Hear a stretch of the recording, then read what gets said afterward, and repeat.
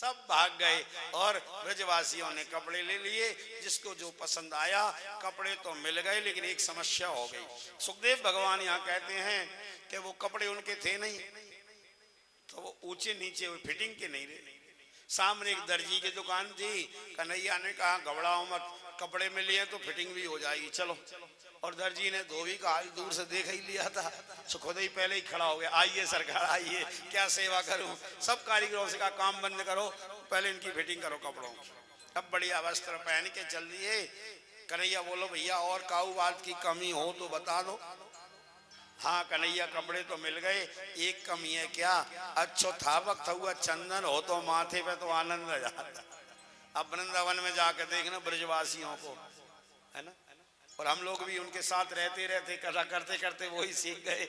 उसी तरह का जो है संपूर्ण माथा रंग के आते हैं। एक स्त्री जा रही थी कटोरे में चंदन लेके और कंस की राजसभा की ओर जा रही थी। भगवान ने देखा, अरे ओ सुंदरी, आवाज लगाई मुड़ के, हाँ आप सही कह रहे हैं, इधर आओ। ये हाथ में क्या है, बोली चंदन है, अंगराग है। तो फिर थोड़ा हमको दो ना। भाई बोली प्रभु एक सही बात बताऊं, इस चंदन के तो आप ही अधिकारी हैं, आपको ही लगाना चाहिए। वो दुष्ट कंस को तो हम भय से लगाते, पर आपको भाव से लगाएंगे। और अपने हाथों से भगवान के मस्तिष्क से संपूर्ण उस केसर मिश्र चंदन का लेप कर दिया। समस्त ग्वाल वालों को चंदन लगाया। कन्हैया से ब्रजवासी बोले ग्वाल वाला भैया कन्हैया, इसने इतने प्रेम से चंदन लगाया, ये कंस के यहाँ ले जाती तो कंस इसको मजदूरी देता। अब तूने सारो चंदन खत्म कर दिया और दियो लियो कछु नहीं, मुफ्त का चंदन, घिस मेरे नंदन, ये ठीक नहीं है। बोले कन्हैया बोले ठीक है दे देते हैं। अब जैसे ही कन्हैया ने उसको बुलाया इधर आओ, तो वो क्या 3 जगह से टेढ़ी थी, उसकी रीढ़ की हड्डी है ना, इसीलिए उसका नाम पड़ गया था क्या, कुब्जा। कुब्जा माने बकर, टेढ़ी, वो टेढ़ी थी 3 जगह से रीढ़ की हड्डी, तो ऐसे झुकी रहती थी। तो महाराज क्या हुआ, भगवान ने उसको कहा इधर आओ, बुलाया, दोनों पंजों पर अपने पंजे रखे, एक हाथ रखा ऐसे ठोड़ी पर, एक रखा चोटी पर। और बलराम जी बोले अरे भैया कन्हैया, जो अपना वृंदावन ना है, थोड़ा कंस की नगरी है, सावधान रहना। बोले दाऊ भैया चिंता मत करो, सब संभाल लेंगे। और ऐसे करके एक झटका दिया तो विदाउट ऑपरेशन उसको ठीक कर दिया, ऑपरेशन की जरूरत ही नहीं आई। अब तो महाराज उसकी कुंवर ठीदी हो गई, सर्वांग सुंदरी हो गई। कुब्जा ने कहा प्रभु मेरे घर पधारे। बोले बाद में आएंगे, पहले तो मामा का स्वागत करके यहाँ आएंगे जरूर। फिर भगवान गए हैं कुब्जा के यहाँ। अब महाराज ब्रजवासी बोले कन्हैया सब ठीक है गयो, एक बात की कमी अभी भी रह गई है। अब काय बात की कमी है बताओ, वो भी पूरी कर देंगे। बोले अब कमी ये रह गई कि माथे पे चंदन, कपड़े, वस्त्र सब कुछ ठीक है, पर एक माला की कमी है। आप कभी वृंदावन जाना, ब्रजवासियों बिहारी के यहाँ जाते हैं तो माला चढ़ाते, थोड़ी दिखाते हैं, ऐसे दिखा के खुद ही पहन के चले आते। वहां से आपको जितने आएंगे माला पहनी दिखेंगे। सो माला और मिल जाए तो चकाचक श्रृंगार है गयो हमारा। कन्हैया एक सुदामा नाम के माली थे, मथुरा में रहते थे, उनके घर गए, उन्होंने दिव्य भगवान को बहुत श्रृंगार किया। भगवान ने आशीर्वाद दिया कलयुग में खूब फूलोगे फलोगे।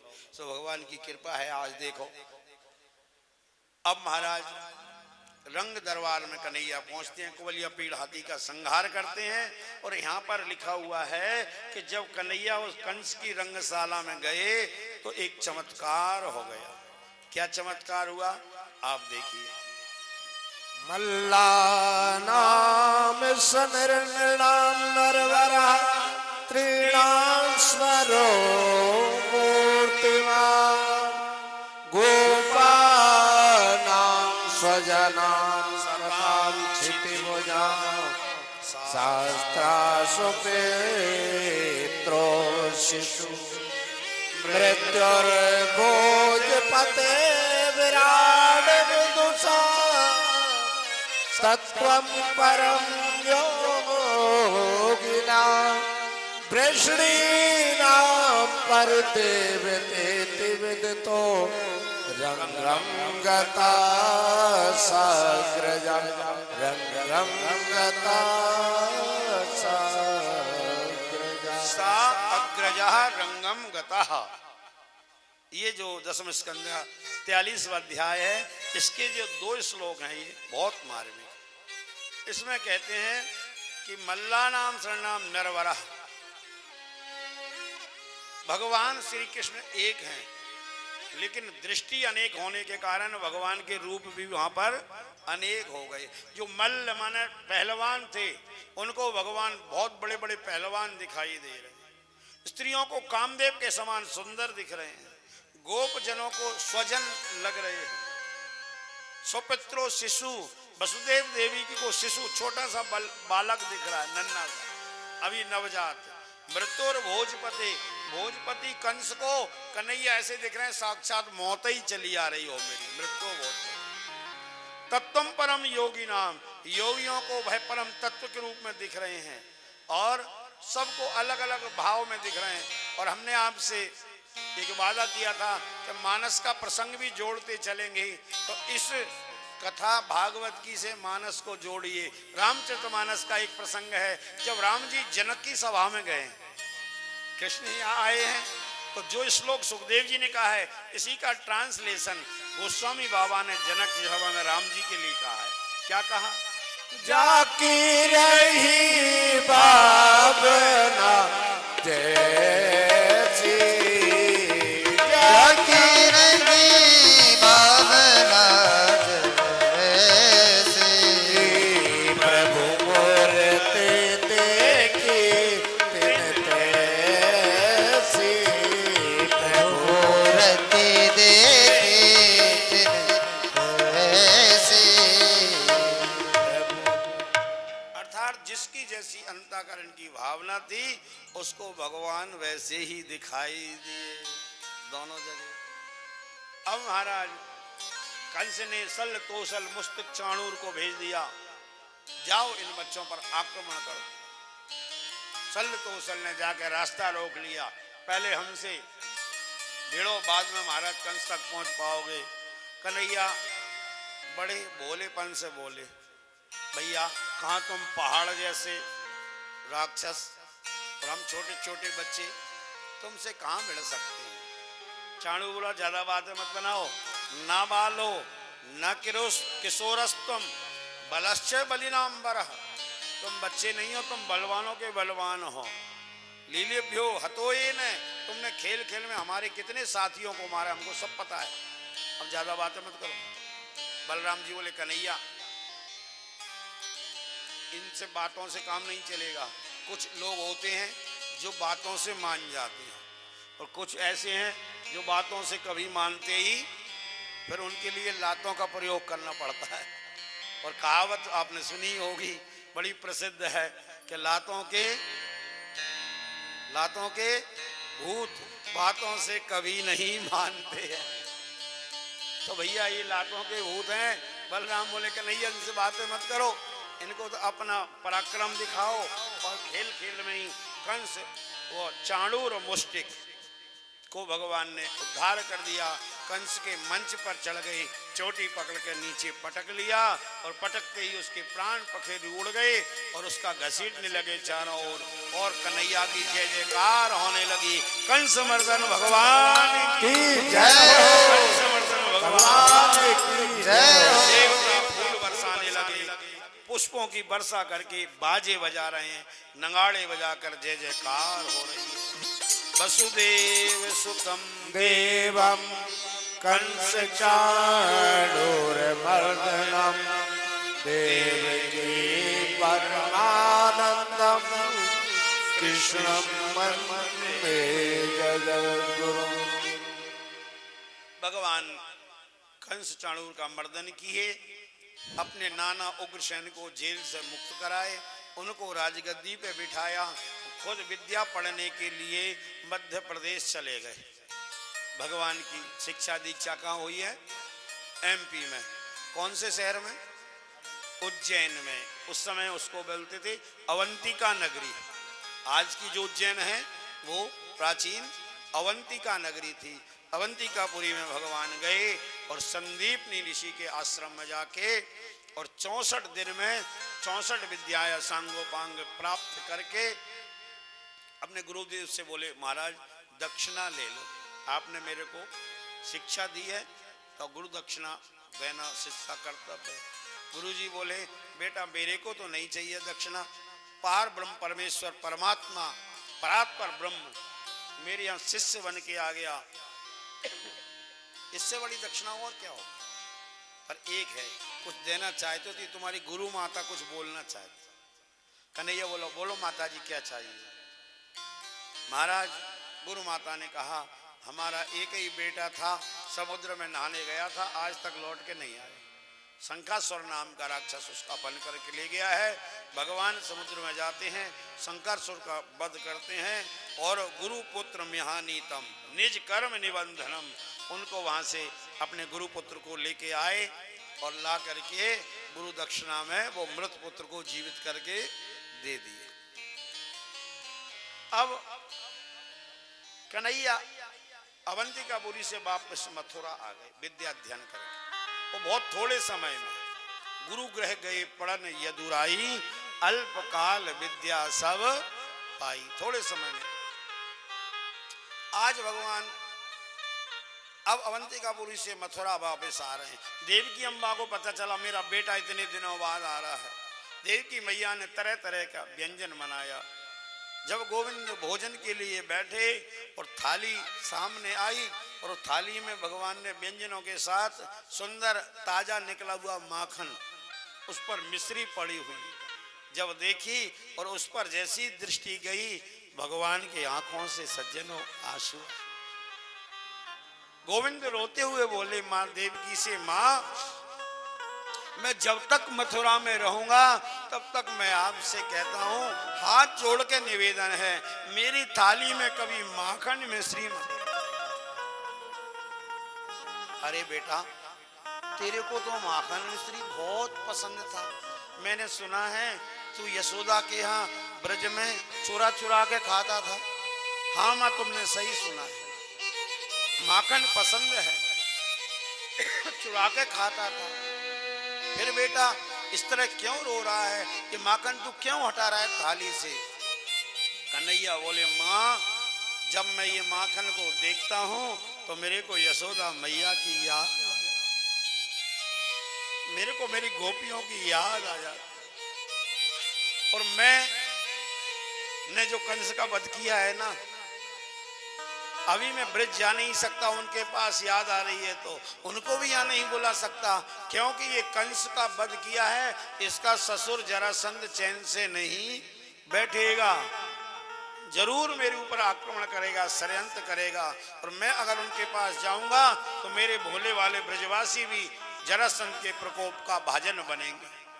मैं जब तक ये जरासंध और जितनी भी इसकी खल मंडली है सबका विनाश नहीं कर दूं तब तक ब्रज में जाऊंगा नहीं और तब तक माखन खाऊंगा नहीं।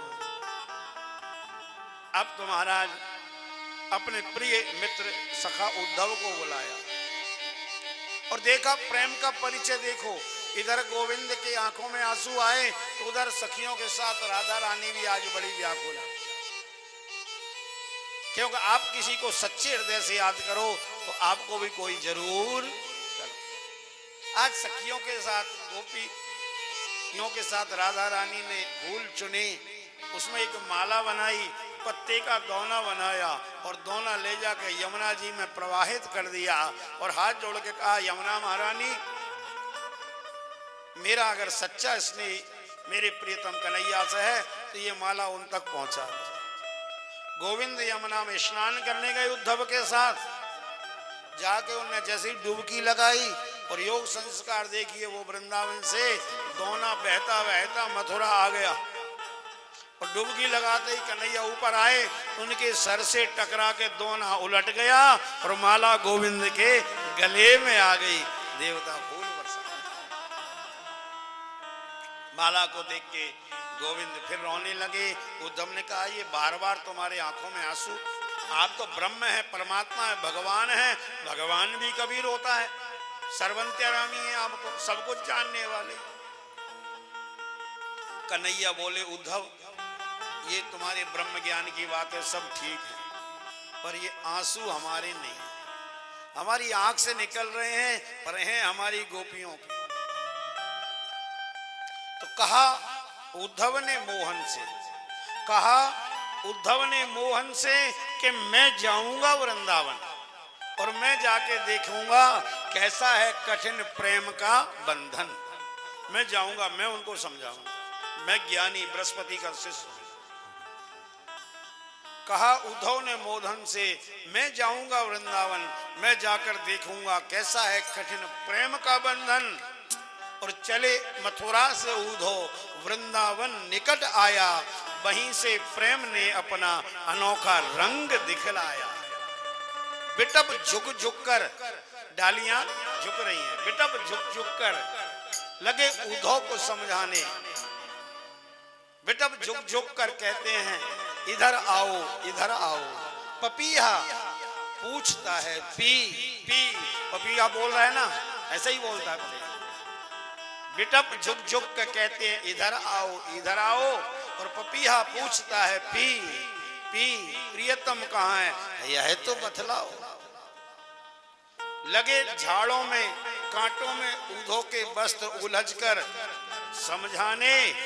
उद्धव तेरे ज्ञान का पर्दा फाड़ देंगे ब्रज के ये प्रेम दीवाने।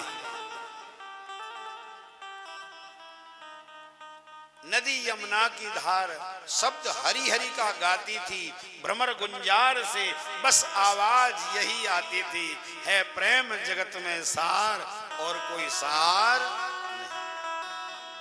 उद्धव आए, नंद जी के महल में गए, यशोदा मैया को समझाया, गोपियों को पता चला, गोपियों ने आगे उद्धव को घेर लिया। राधा रानी भी आई, हाल समाचार पूछा। उद्धव ब्रह्म ज्ञान देने लगे। तुम जिसको खोज रही हो, जिसकी याद में रो रही हो, वो तो तुम्हारे भीतर ही है। कन्हैया तो घट घट वासी हैं, पत्ता पत्ता में उनका निवास है। किसके वियोग में हो, वो तुम्हारे अंदर है, वो ब्रह्म है, परमात्मा है, मेरे अंदर, सबके अंदर वो ही समाया हुआ है। बड़ा सुंदर ब्रह्म ज्ञान दिया, अद्वैत का ज्ञान दिया। राधा रानी बोली सब कुछ वो ही है, दूसरा तो नहीं है। बोले ना। तो राधा रानी का दूसरा नहीं है, बोले नहीं है। तो कहा भला हो अद्वैत के कायल, तो क्यों द्वैत लेते हो, खुद ब्रह्म होकर ब्रह्म को उपदेश देते हो। जब कुछ कोई है ही नहीं तो कौन समझा रहा है और किसको। जब द्वैत है तभी तो तुम हमको समझा रहे हो। उद्धव ने कहा ऐसे तो हमने सोचा ही नहीं। तो राधा रानी बोली अब सोचो। सुन राधिका के बैन, उद्धव की खुली आंखें और ज्ञान मद की पड़ी थी धूल, वो धुली आंखें। राधा जी बोली, गोपियां बोली उद्धव भैया सुन ले ध्यान से। क्या कि ये तो प्रेम की जय हो। तो प्रेम की बात है उद्धव, बंदगी तेरे बस की है। तो प्रेम की बात है उद्धव, बंदगी तेरे बस की नहीं है। यहाँ सरदे के होते हैं सौदे, यहाँ सरदे के होते हैं सौदे। आस की इतनी सस्ती नहीं है।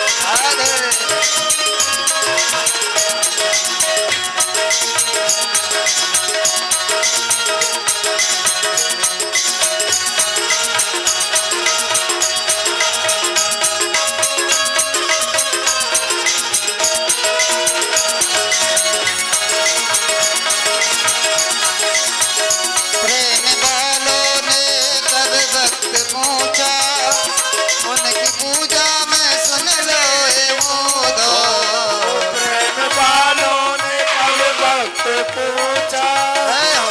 उनकी पूजा में सुन ले ये प्रेम वालों ने प्रेम वालों ने अब भक्त पूछा उनकी पूजा में सुन ले ऊधो यहाँ दम दम में यहाँ दम दम में होती है पूजा यहाँ दम दम में होती है पूजा सर झुकाने की फुर्सत तो प्रेम की बात है ऊधो बंदगी तेरे बस के रही है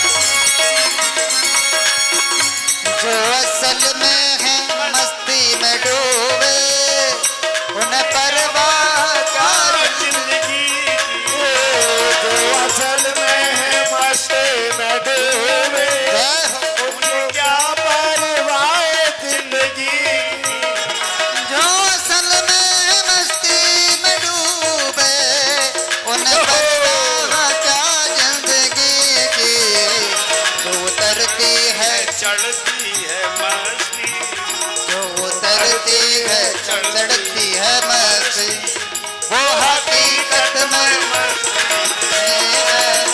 जो उतरती है चढ़ती है मस्ती वो हकीकत में मस्त नहीं है ये तो प्रेम की बात हो दो राधे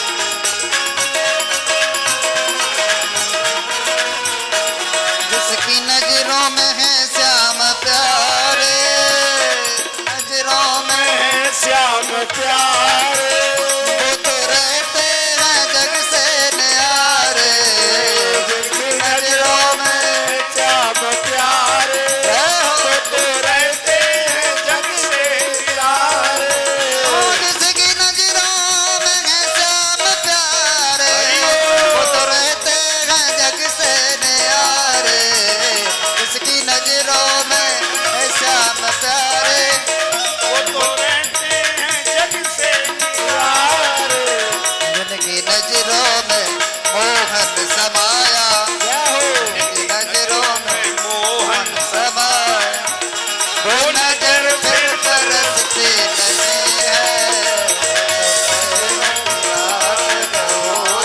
बंदगी तेरे बस की नहीं है ये तो प्रेम की बात है वो दो बंदगी तेरे बस की नहीं है बंदगी तेरे बस की नहीं है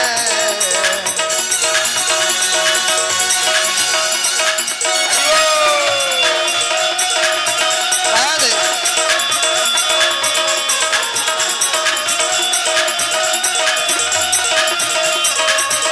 जय हो बाके बिहारी लाल की जय हो की बात है वो दो बंदगी तेरे बस की नहीं है छाप तिलक सब मेरी मोसे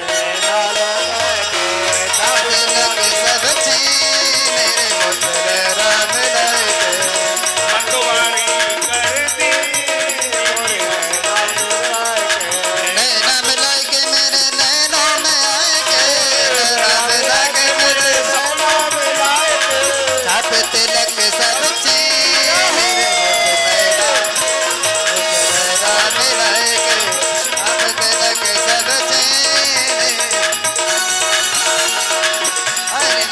चूड़िया गोरी गोरी भैया हरी हरी चूड़िया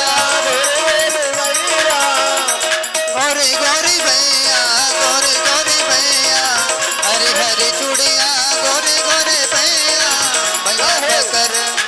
भैया बकर खरती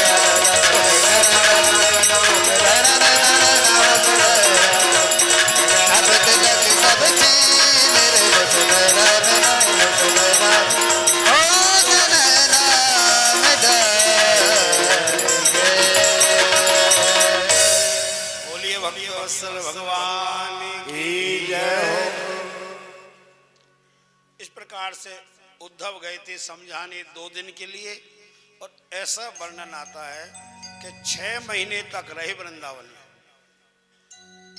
और 6 महीने तक वहां पर रहे।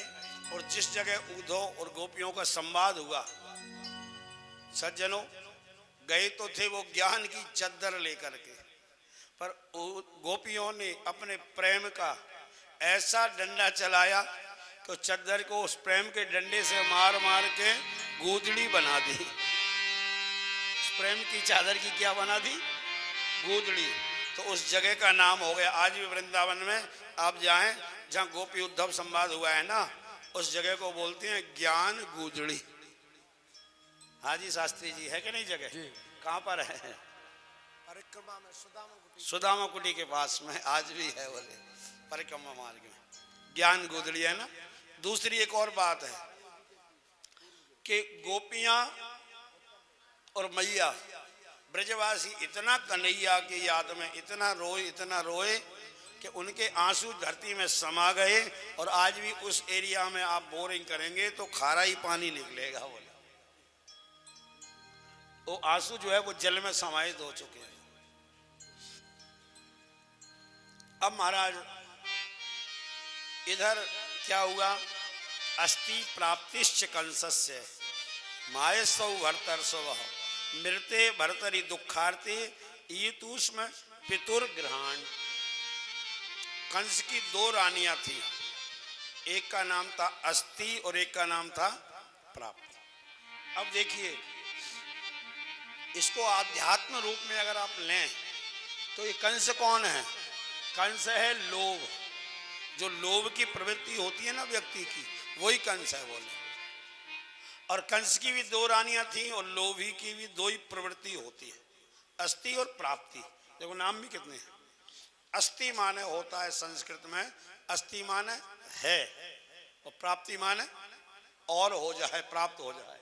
और लोभी व्यक्ति की भी 2 ही वृत्तियां होती हैं, जैसे कंस की 2 पत्नी। क्या? इतना तो है, इतना और हो जाए प्राप्त, इतना है और इतना हो जाए।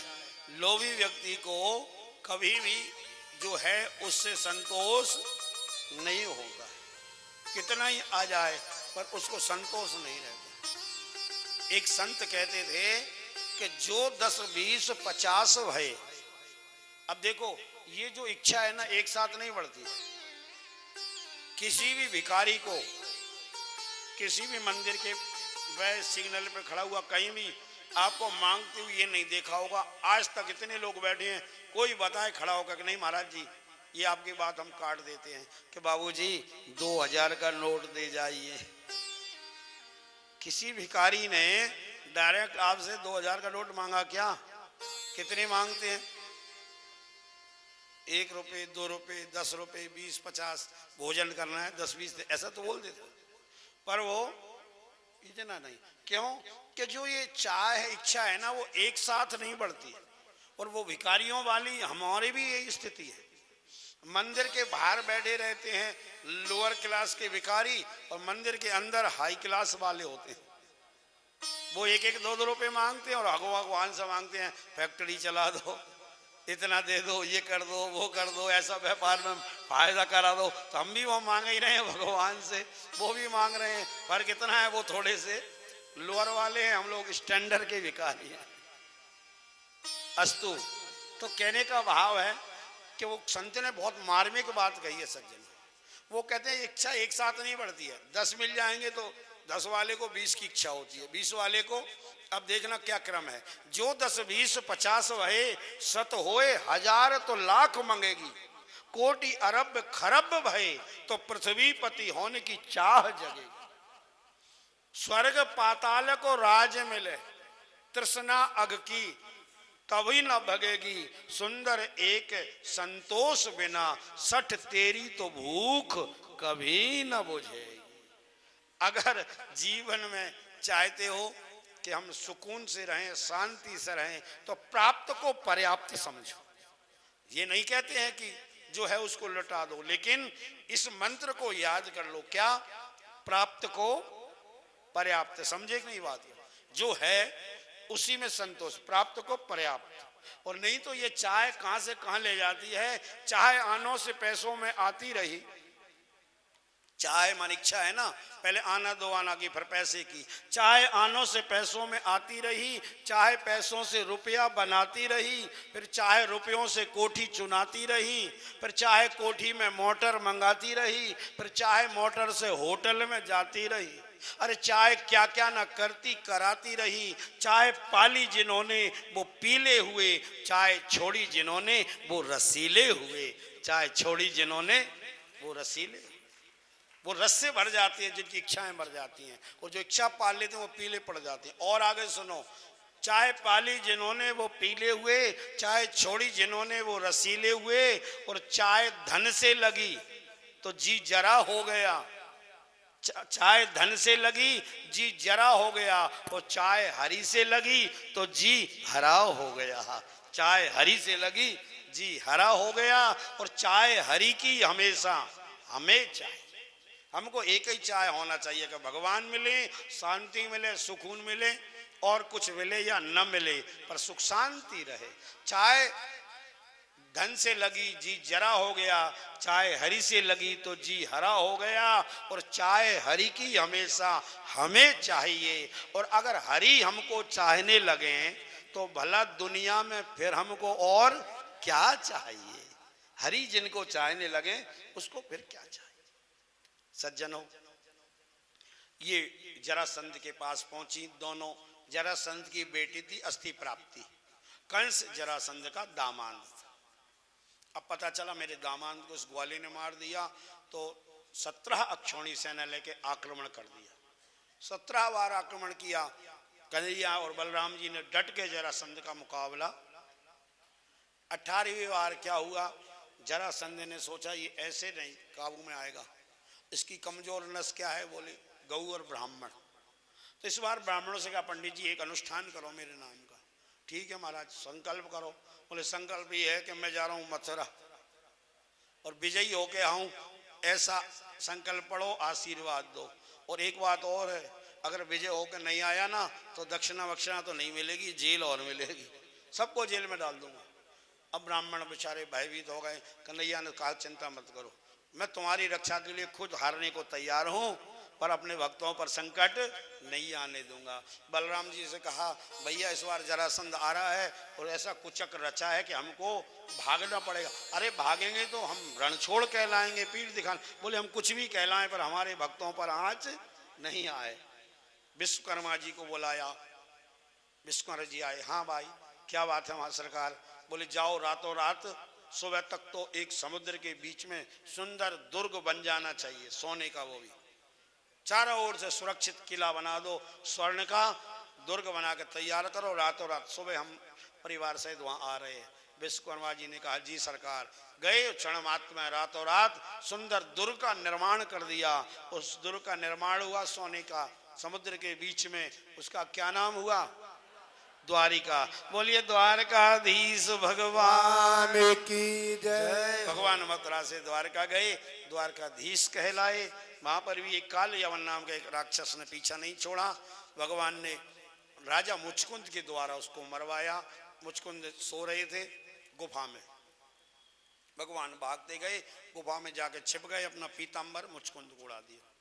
काल यवन ने समझा कि वहां से तो रण छोड़ के आ गया और यहाँ चुपचाप आके दुबक के सो गया डर के मारे। तो वो पीतांबर ओढ़े थे तो वो समझा यही कन्हैया है। आओ देखा ना ताओ, जोर से लात उठाई, उस व्यक्ति में मारी और जैसा ही वो जागा तो उसकी दृष्टि पड़ते ही काले यवन जल करके राख की ढेर हो। सुखदेव भगवान ने पूछा कि सुखदेव भगवान से राजा परीक्षित पूछा, भगवान एक बात बताओ ये पुरुष कौन था? इतना तेज कहां से था कि जिसको भगवान नहीं मार पाए उसको इसने अपने आंखों के तेज से मार दिया, जला दिया। सुखदेव बोले ये राजा मुचकुंद थे सूर्यवंश के। इन्होंने देवासुर संग्राम में देवताओं की बहुत मदद की थी। देवताओं ने वरदान मांगने की कहा तो ये बोले थक गया हूं, अब मैं सोना चाहता हूं, ऐसी जगह बताओ कोई डिस्टर्ब ना करे। तो देवताओं ने इस गुफा में लाकर सुला दिया। आगे नो एंट्री का बोर्ड लगा दिया, कोई अंदर जाएगा असमय में इस राजा को जगाएगा तो वो जल करके भस्म हो जाएगा, ये वरदान था। अब क्या है, भगवान ने उसमें ऐसी मोहिनी डाली कि उसकी दृष्टि उस बोर्ड पर नहीं गई और जाके काली यवन को भगवान ने राजा मुचकुंद से मरवाया। फिर भगवान आ गए राजा मुचकुंद के सामने, वरदान मांग लो। राजा मुचकुंद बोले देखो प्रभु एक बार गलती हो गई, अब वो गलती नहीं करूंगा। पहले देवताओं ने कहा वरदान मांगो, मैंने क्या वरदान मांगा? सोने का। ये भी कोई वरदान है? निद्रा में पड़ा है तमोगुण तक। अब मैं वो गलती नहीं करूंगा। क्यों? कि हमसे सज्जनों गलतियां हो जाती हैं। मैंने कहा कि बाई चांस आपकी इस पंढरपुर की यात्रा से, भजन से, पूजन से, दान से, पुण्य से कभी भगवान प्रसन्न हो जाएं तो वरदान क्या मांगोगे? कुछ तैयारी है क्या?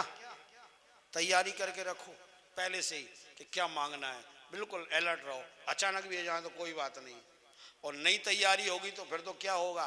एक बार एक दंपति था, पति पत्नी और एक बेटा, तीनों ने तपस्या की, देवता प्रसन्न हो गए, कहा वरदान मांगो। अब तैयारी तो कुछ थी नहीं, और जो पत्नी थी ना वो थोड़ी सी तेज स्वभाव की थी, तो उसने कहा हटाओ जी पहले मैं मांगूंगी वरदान, मैंने भी तो तपस्या की है, आपने अकेले नहीं थोड़ी की है। अब वो बेचारा सीधा सच्चा पति बोला ठीक है देवी तू मांग ले, देवता कह रहा है कि सबको देखने हैं, बच्चे को भी, हम तीनों को, तो तू मांग ले, क्या फर्क पड़ रहा है। अच्छा उसने क्या मांगा? अब तैयारी तो थी नहीं कुछ वरदान मांगने की। पता क्या बोली? भगवान मेरे को तो आप इतनी सुंदर बना दो, इतनी सुंदर बना दो कि मेरे से ज्यादा सुंदर दुनिया में कोई दिखे ही नहीं। आप माताएं सोच रही होंगी बड़ी बेवकूफ थी, क्या वरदान मांगा? सुंदरता का। अरे उसने नहीं मांगा। अगर आप अपना अपना मस्तिष्क टटोलेंगी ना तो सबके दिमाग में यही भरा हुआ है कि मैं सबसे सुंदर दिखूं। क्यों? अगर ये नहीं भरा होता तो ये जो पति की 1/4 तनख्वाह ब्यूटी पार्लर में कैसे जाती? पार्लर में इतनी जो तनख्वाह जा रही है, इसके पीछे तो सुंदरता का ही भूत सवार है कि नहीं, बताइए। किसी ने कहा कि ये कथा में महिलाओं की भीड़ ज्यादा क्यों होती? जहां भी जाओ कथा में सबसे ज्यादा महिलाएं दिखती हैं। तो उत्तर मिला, बोले महिलाएं इसलिए दिखती हैं, महिला कहती हैं कि जो हम गहने जेवर नई नई साड़ियां लाती हैं यही तो मौका है दिखाने का। ला के अलमारी में पड़ी है, कौन देखेगा?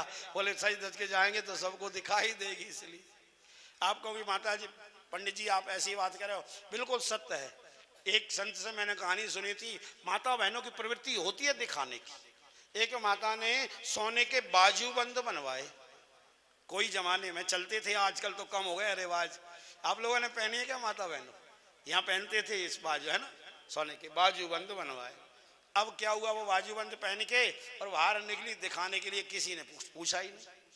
2-4 बार गई, पानी लेके आई कुएं से, ढोल दे, फिर इधर उधर घूमे, पर किसी की दृष्टि नहीं गई, पूछा नहीं। उसको गुस्सा आई तो उसमें जो है ना झोपड़े में आग लगा दी घर में, और आग लगा के बाहर आके चिल्लाने लगी। और कैसे चिल्ला रही है, दोनों बाजुओं को ऐसे करके दौड़ो आग लग गई, दौड़ो आग लग गई, दौड़ो आग से। सब लोग आए, आग बुझाने लगे सब कुछ लोग, और एक महिला आई, चूंकि यूं हाथ करके बोल रही थी ना दौड़ो आग लग गई, तो उसकी दृष्टि पड़ गई। अरे बहना, ये बाजूबंद तूने कब बनवाए, बहुत सुंदर लग रहे हैं। अरे पगली, तू पहले से पूछ लेती तो ये आग काहे को लगा दे, इतनी देर से क्यों नहीं पूछा। तब माता बहनों का स्वभाव होता है। अस्तु, तो महाराज बड़ा सुंदर जो है दुर्ग का निर्माण हुआ। भगवान द्वारकाधीश उनको लेकर के वहां पहुंचे द्वारका में। और मुचकुंद राजा की ये कथा आती है, नानी का बाई का मायरा हमारी बेटी करती है। अभी उत्सव गार्डन में चल रहा है विद्याधर नगर में। जिस किसी को लाइव देखना हो, यहीं बैठे बैठे अपने मोबाइल में तो हमसे लिंक ले ली, शाम को 7 बजे से होगा। कल तो इसलिए नहीं दी आपको लिंक कि हम ही नहीं सुन पाए, शाम को कथा हो रही थी ना अपनी। अब आप बहुत सुंदर, और आज तो अंतिम दिन है, अंतिम दिन के मायरे में तो और आनंद आता है, क्योंकि भात भरते हैं ना कन्हैया।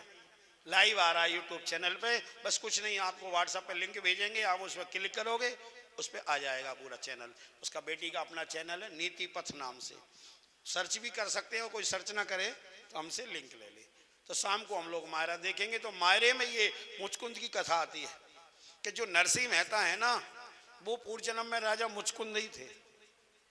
उन्होंने फिर यही वरदान मांगा भगवान से, प्रभु मैं आपकी भक्ति करना चाहता हूँ। भगवान ने कहा कलयुग नजदीक आ गया है, गुजरात प्रांत के जूनागढ़ में आप नरसिंह मेहता बन के प्रकट होंगे और हमारी भक्ति का डंका बजा देंगे। तो ये पूर्व जन्म के राजा मुचकुंद थे नरसिंह मेहता। अब महाराज कथा आती है, सुखदेव जी बोले कि भगवान जब जैसे ही द्वारका में पहुंचे तो द्वारका में एक उनके पास पंडित जी आए, खबर आ गई। क्या खबर आई?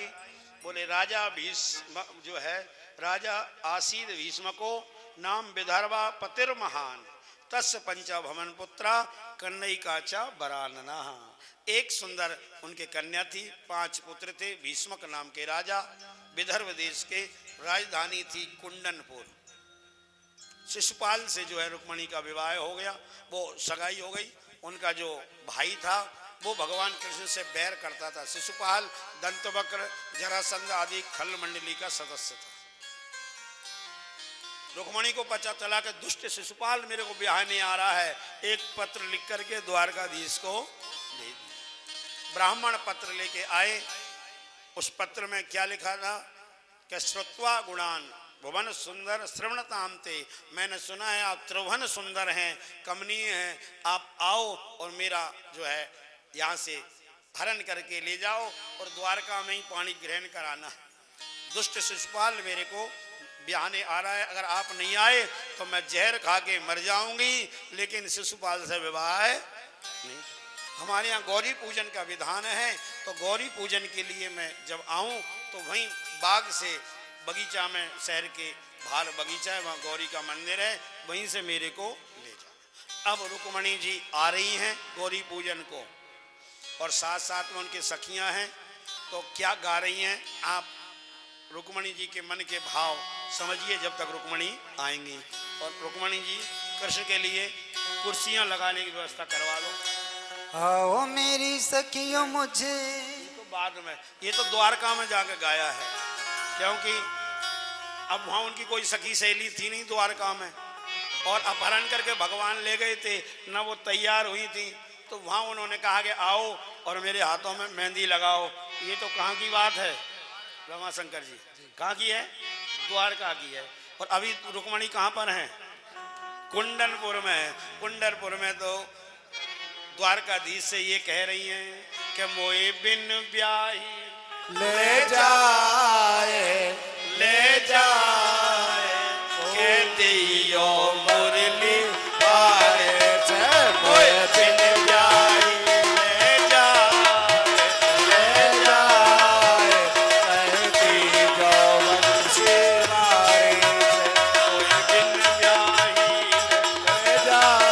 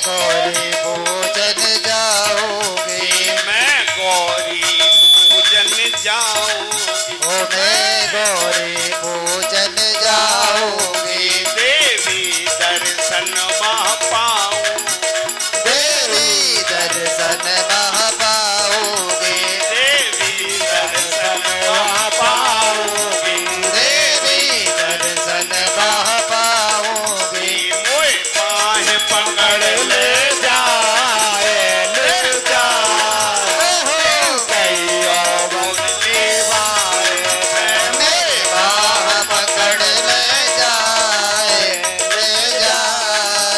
कह दीजो बड़ा प्यार जय हो।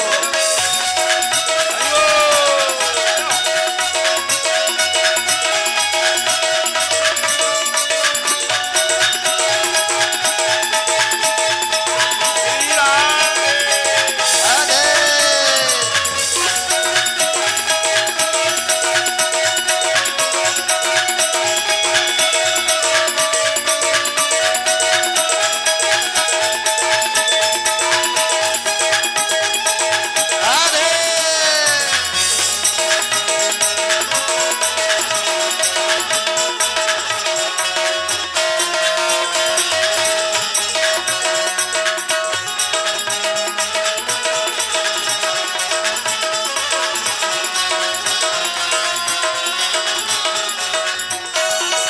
जो काना नहीं आओगे राधो काना नहीं आओगे, जिंदा ना मुझको पाओगे, जिंदा ना मुझको पाओगे, जिंदा ना मुझको पाओगे, जिंदा ना मुझको पाओगे। मैं मरूं जय हो। जय खाए, जय हो आए कहियो मुरली वारे मैं मरूं जहर के खाए, ओ खाए, कह दीजो काना प्यारे।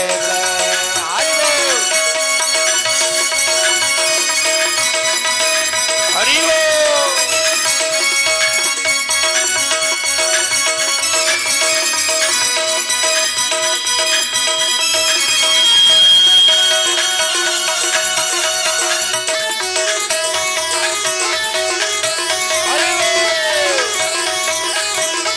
जय हो।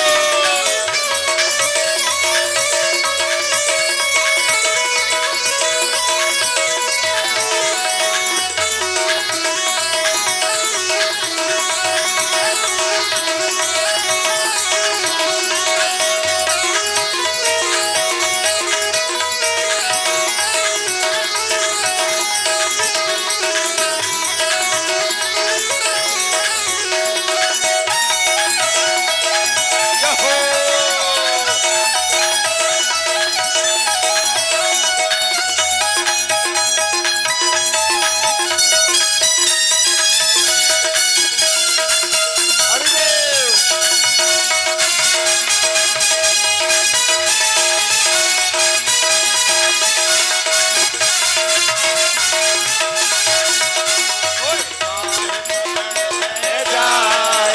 ले जाए कहियो भक्ति वारे ले जाए, ले जाए, कह दीजो बल से बारे, कह दीजो बल से बारे, कह दीजो बल से बारे। बोलिए रुक्मणी कृष्ण भगवान की जय। हाँ आप सही कह रहे, इधर आओ इधर आओ। भैया हम तुम्हारे मामा कब से हो गए? धोबी ने कहा देखो मामा जी, यहाँ के जो राजा कंस है ना वो हमारे हैं मामा, और जिस गांव में कोई मामा हो तो उस गांव के सारे ही मामा हो जाते हैं। चाचा हो तो सारे चाचा ही होते, इसलिए इस नाते से तुम हमारे हुए मामा। अब एक काम करो, हमारे ब्रजवासियों को ये कपड़े है ना पोटली खोल दो और ये पसंद करके छांट के ले लेंगे। धोबी बड़ा अकड़ू था और राज धोबी था, उसको अभिमान था राजा का नौकर होने का। उसने कहा तुम्हारे बाप दादों ने ऐसे कपड़े पहने हैं कभी? बड़े आए। अब एक ग्वाल बोला मनसो का आदि ने कहा कन्हैया ये तो हमारे बाप दादों तक जा रहा है, तो एक काम करो ना, थोड़ा वो पूतना वाला हाथ इसको भी दिखा दो। कन्हैया ने कहा कि कपड़े नहीं दोगे? नहीं दोगे। बोले थोड़े इधर आओ। बोले क्या कर लोगे नहीं देंगे तो? भगवान बोले ये कर लेंगे। भगवान ने हाथ ऐसा किया और हाथ में ही जो है खड्ग का आह्वान करके यूं हाथ घुमाया तो महाराज उसकी मुंडी कट के दूर गिर गई हाथ से। और जो उसके सेवक थे ना वो सब पहले ही भाग गए। भैया भागो, जहाँ बच्चा के तो हाथ में ही तलवार फिट है, बोले ऐसा लग रहा है। सब भाग गए और ब्रजवासियों ने कपड़े ले लिए, जिसको जो पसंद आया। कपड़े तो मिल गए लेकिन एक समस्या हो गई। सुखदेव भगवान यहाँ कहते हैं कि वो कपड़े उनके थे नहीं, तो वो ऊंचे नीचे हुए फिटिंग के नहीं रहे। सामने एक दर्जी की दुकान थी। कन्हैया ने कहा घबराओ मत, कपड़े में लिए तो फिटिंग भी हो जाएगी, चलो। और दर्जी ने धोबी का हाल दूर से देख ही लिया था, तो खुद ही पहले ही खड़ा हो गया, आइए सरकार आइए, क्या सेवा करूं। सब कारीगरों से कहा काम बंद करो, पहले इनकी फिटिंग करो कपड़ों की। अब बढ़िया वस्त्र पहन के चल दिए। कन्हैया बोलो भैया और काऊ बात की कमी हो तो बता दो। हाँ कन्हैया कपड़े तो मिल गए, एक कमी है। क्या? अच्छो थापक हुआ चंदन हो तो माथे पे तो आनंद आ जाता। अब वृंदावन में जाकर देखना ब्रजवासियों को, है ना। और हम लोग भी उनके साथ रहते रहते कथा करते करते वही सीख गए। उसी तरह का जो है संपूर्ण माथा रंग के आते हैं। एक स्त्री जा रही थी कटोरे में चंदन लेके और कंस की राजसभा की ओर जा रही थी। भगवान ने देखा, अरे ओ सुंदरी, आवाज लगाई मुड़ के, हाँ आप सही कह रहे हैं, इधर आओ। ये हाथ में क्या है? बोले चंदन है, अंगराग है। तो फिर थोड़ा हमको दो ना। भाई बोली प्रभु एक सही बात बताऊं, इस चंदन के तो आप ही अधिकारी हैं, आपको ही लगाना चाहिए। वो दुष्ट कंस को तो हम भय से लगाते हैं, पर आपको भाव से लगाएंगे। और अपने हाथों से भगवान के मस्तिष्क से संपूर्ण उस केसर मिश्र चंदन का लेप कर दिया। समस्त ग्वाल वालों को चंदन लगाया। कन्हैया से ब्रजवासी बोले ग्वाल वाला, भैया कन्हैया इसने इतने प्रेम से चंदन लगाया, ये कंस के यहाँ ले जाती तो कंस इसको मजदूरी देता। अब तूने सारो चंदन खत्म कर दिया और दियो लियो कछु नहीं, मुफ्त का चंदन घिस मेरे नंदन, ये ठीक नहीं है। बोले कन्हैया बोले ठीक है दे देते हैं। अब जैसे ही कन्हैया ने उसको बुलाया, इधर आओ, तो वो क्या 3 जगह से टेढ़ी थी, उसकी रीढ़ की हड्डी है ना, इसीलिए उसका नाम पड़ गया था क्या? कुब्जा। कुब्जा माने बकर, टेढ़ी। वो टेढ़ी थी 3 जगह से रीढ़ की हड्डी, तो ऐसे झुकी रहती थी। तो महाराज क्या हुआ, भगवान ने उसको कहा इधर आओ। बुलाया, दोनों पंजों पर अपने पंजे रखे, एक हाथ रखा ऐसे ठोड़ी पर, एक रखा चोटी पर। और बलराम जी बोले अरे भैया कन्हैया, जो अपना वृंदावन ना है, थोड़ा कंस की नगरी है, सावधान रहना। बोले दाऊ भैया चिंता मत करो, सब संभाल लेंगे। और ऐसे करके एक झटका दिया तो विदाउट ऑपरेशन उसको ठीक कर दिया, ऑपरेशन की जरूरत ही नहीं आई। अब तो महाराज उसकी कुंवर ठीदी हो गई, सर्वांग सुंदरी हो गई। कुब्जा ने कहा प्रभु मेरे घर पधारे। बोले बाद में आएंगे, पहले तो मामा का स्वागत करके आएंगे जरूर। फिर भगवान गए हैं कुब्जा के यहाँ। अब महाराज ब्रजवासी बोले कन्हैया सब ठीक है गयो, एक बात की कमी अभी भी रह गई है। अब काय बात की कमी है बताओ? वो भी पूरी कर देंगे। बोले अब कमी ये रह गई कि माथे पे चंदन, कपड़े, वस्त्र सब कुछ ठीक है, पर एक माला की कमी है। आप कभी वृंदावन जाना, ब्रजवासियों बिहारी के यहाँ जाते हैं तो माला चढ़ाते, थोड़ी दिखाते हैं, ऐसे दिखा के खुद ही पहन के चले आते। वहां से आपको जितने आएंगे माला पहनी दिखेंगे। सो माला और मिल जाए तो चकाचक श्रृंगार है गयो हमारा। कन्हैया एक सुदामा नाम के माली थे, मथुरा में रहते थे, उनके घर गए, उन्होंने दिव्य भगवान को बहुत श्रृंगार किया। भगवान ने आशीर्वाद दिया कलयुग में खूब फूलोगे फलोगे। सो भगवान की कृपा है, आज देखो। अब महाराज रंग दरबार में कन्हैया पहुंचते हैं, कुवलिया पीड़ हाथी का संहार करते हैं। और यहाँ पर लिखा हुआ है कि जब कन्हैया उस कंस की रंगशाला में गए तो एक चमत्कार हो गया। क्या चमत्कार हुआ आप देखिए। मल्ला नाम समरणाम नरवरा त्रिणाम स्वरो मूर्तिमान गोपानाम स्वजनाम क्षितिभुजाम शास्त्रासु पेत्रो शिशु मृत्युर्भो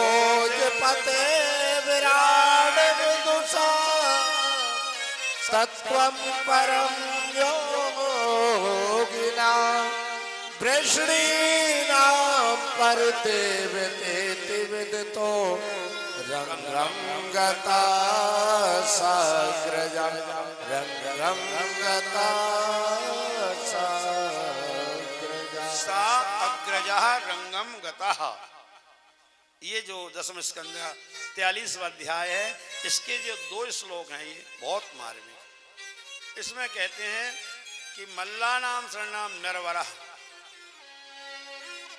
भगवान श्री कृष्ण एक हैं, लेकिन दृष्टि अनेक होने के कारण भगवान के रूप भी वहां पर अनेक हो गए। जो मल्ल माने पहलवान थे, उनको भगवान बहुत बड़े बड़े पहलवान दिखाई दे रहे हैं। स्त्रियों को कामदेव के समान सुंदर दिख रहे हैं, गोप जनों को स्वजन लग रहे हैं। सुपुत्रो शिशु, वसुदेव देवी की को शिशु छोटा सा बालक दिख रहा है, नन्हा सा, अभी नवजात। मृत्युर भोजपति, भोजपति कंस को कन्हैया ऐसे दिख रहे हैं साक्षात मौत ही चली आ रही हो मेरी, मृत्यु भोजपति। तत्वम परम योगी नाम, योगियों को वह परम तत्व के रूप में दिख रहे हैं और सबको अलग अलग भाव में दिख रहे हैं। और हमने आपसे एक वादा किया था कि मानस का प्रसंग भी जोड़ते चलेंगे, तो इस कथा भागवत की से मानस को जोड़िए। रामचरितमानस का एक प्रसंग है, जब राम जी जनक की सभा में गए, कृष्ण यहाँ आए हैं, तो जो श्लोक सुखदेव जी ने कहा है, इसी का ट्रांसलेशन गोस्वामी बाबा ने जनक की सभा में राम जी के लिए कहा है। क्या कहा? जाकी रही भावना जैसी, जाकी रही भावना जैसी, प्रभु मूर्ति देखी तिन तैसी, प्रभु मूर्ति देखी तिन तैसी। अर्थात जिसकी जैसी अंतःकरण की भावना थी, उसको भगवान वैसे ही दिखाई दिए दोनों जगह। अब महाराज कंस ने सल तोसल मुस्तक चाणूर को भेज दिया, जाओ इन बच्चों पर आक्रमण करो। सल तोसल ने जाकर रास्ता रोक लिया, पहले हमसे भिड़ो, बाद में महाराज कंस तक पहुंच पाओगे।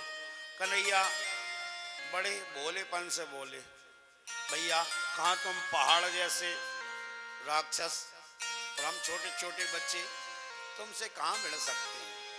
चाणू बोला, ज्यादा बातें मत बनाओ, ना बालो न किशोरस्तुम बलश्च बलिनाम्बरः, तुम बच्चे नहीं हो, तुम बलवानों के बलवान हो। लीलेभ्यो हतोयेन, तुमने खेल खेल में हमारे कितने साथियों को मारा, हमको सब पता है, अब ज्यादा बातें मत करो। बलराम जी बोले, कन्हैया इनसे बातों से काम नहीं चलेगा। कुछ लोग होते हैं जो बातों से मान जाते हैं, और कुछ ऐसे हैं जो बातों से कभी मानते ही फिर उनके लिए लातों का प्रयोग करना पड़ता है। और कहावत आपने सुनी होगी, बड़ी प्रसिद्ध है कि लातों के भूत बातों से कभी नहीं मानते हैं। तो भैया ये लातों के भूत हैं। बलराम बोले कि नहीं, इनसे बातें मत करो, इनको तो अपना पराक्रम दिखाओ। और खेल खेल में ही कंस वो चाणूर और मुष्टिक को भगवान ने उद्धार कर दिया। कंस के मंच पर चढ़ गई, चोटी पकड़ के नीचे पटक लिया, और पटकते ही उसके प्राण पखेरु उड़ गए और उसका घसीटने लगे चारों ओर, और कन्हैया की जय जयकार होने लगी। कंस मर्दन